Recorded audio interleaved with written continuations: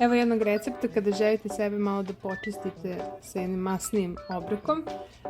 U pitanju je bris sa lisnatim testom. Koristim gotovo testo, lisnato, koje je ovo konkretno iz Lidla i bris sir.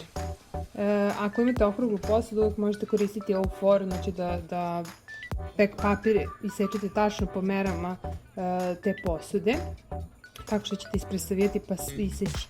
Bris stavljamo na sredinu posude, a lisnato testo, ako ste kupili ovo gotovo, znači u principu treba da bude tanko.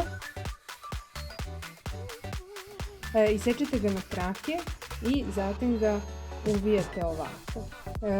Stavljat ćete ga oko bris sira. Također ovo je liveni tiganj, fenomenalna jedna posuda. Hvala Mici na svemu ovome.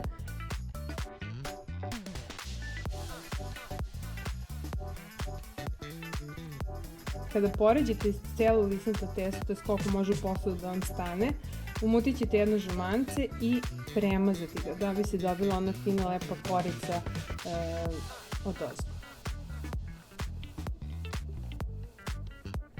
Nakon mazanja jajeta pospete susam. Susam uvek daje tu posebnu notu kada je testo neko u pitanju. Po meni to slano testo je mnogo lepše sa susamom.